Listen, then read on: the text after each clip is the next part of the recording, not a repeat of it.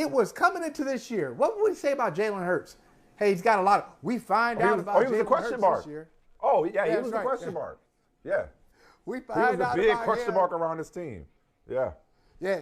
They got so much talent. Nobody's saying Jalen Hurts is a great quarterback. He's got great talent around him. Well.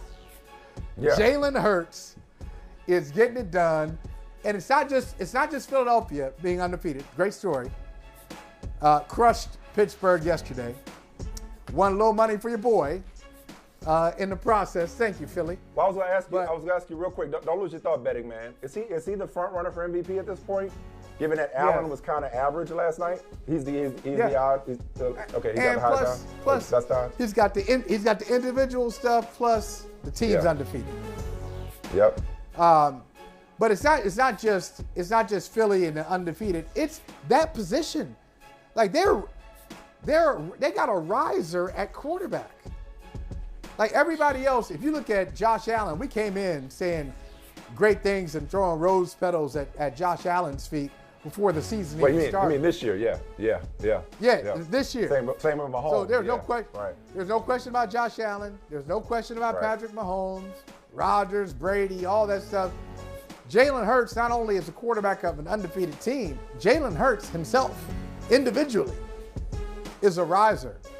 I'm happy for him.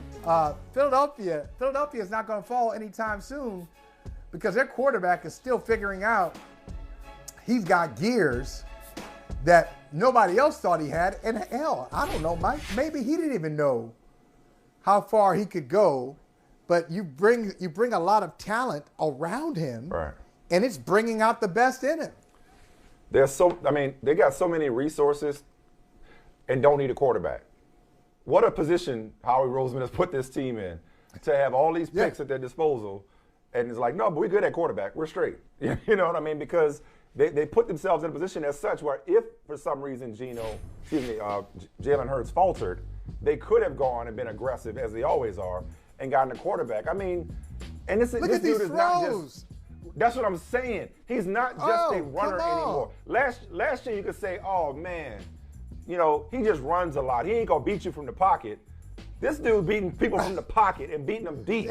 Okay, he is putting it all together now. Okay, so good. He has taken a quantum leap in year 3, and I'll go back to year 1 of his career. I told you then when Doug Peterson made the move to pull Carson and put Jalen Hurts in the game. And then after the season, they traded Carson Wentz. I said, Jalen Hurts is built for Philadelphia in a way that Carson Wentz is just not. That city, that team, that organization. I've been in love with Jalen Hurts ever since my man was pulled for Tua Tagovailoa. And was that the national championship game? Let me make sure I get this right. It was at the national title game. And then a year later, in the same stadium, won the SEC championship game. Yes. Right. When he stayed through that before he went to be a Heisman finalist at Oklahoma, that told me everything I needed to know about Jalen Hurts. And shout out to Eagles for having the best celebrations. Apologies to Patrick Peterson because the Call of Duty celebration was savage, but the Eagles breaking out to stomp the yard was next level. But that was great. Let me say this about the team though, because this is fascinating, and I don't think we should just gloss over. Oh, they're undefeated. Not that you weren't, but you were making a larger point about Jalen Hurts. But not that you were glossing over. But they're undefeated. In 2022, the Eagles are 7-0, about to be 8-0. It's safe to say they're going to Houston any given Sunday or Thursday, as the case may be, but they should beat Houston. Okay, they're looking at 8-0 in a league in which, and this is per the NFL, there have been a record number of games decided by 6 points or fewer, or 8 points or fewer, through the first 8 weeks of any season. 55 games have been decided by 6 points or fewer. 71 games have been decided by 8 points or fewer. In week 8, with 1 game left tonight, Bengals, Browns, 10 of the 14 games played were one-score contests at some point in the fourth quarter. And so far, 94 games have been one-score contests at some point in the fourth quarter. I bring up those numbers to say this is a league that is designed for everybody to be able to beat everybody, and the Eagles ain't losing to anybody right now. They are such a complete team, firing on all cylinders. I just hope they're able to sustain this and be playing their best football at the end of the year and not be one of those teams that plateaus early and starts to struggle late in the year and get upset in the playoffs. They seem like they're built to last, but so far they've separated themselves. Everybody else has had a game that they either gave away or a stinker or something. Not this group.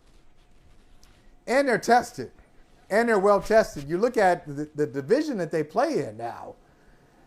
That division is tough. Oh, you got my. Philly. I would say you've got the two. What's gotten into the teams. Commanders? Gary, what's gotten into the Commanders? Right. Two best teams in the NFC may be in the same division. You got Philadelphia and Dallas. I know Dallas, lost to Philly with Cooper Rush as the backup quarterback there. Dak wasn't back yet. But the Cowboys looked great yesterday. The Giants lose, but they've only lost a couple of games. So you've got a couple of 6-2s and a 7-0 in the NFC East, and the Commanders coming back, showing some toughness and heart yesterday in Indianapolis. I'm telling you. So it's not. Hey, you remember how excited I was about Taylor Heineke? I got receipts today. Taylor Heineke, I was excited about him last year. I thought, listen, I got excited about him. His first couple starts, he fell off. I know nobody thinks he's a long-term answer, but they respond to him in just a different way. That team, they just seem to play and rally around him. He ain't the guy you want. I'm gonna get into this next segment, the 80-20 rule. I'm gonna get into the 80-20 rule in the next segment. Okay. Also, you said he had the two best teams in the NFC East.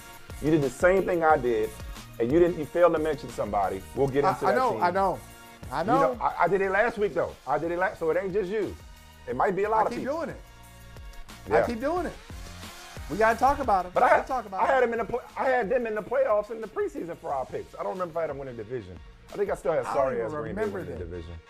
I did not even take them seriously.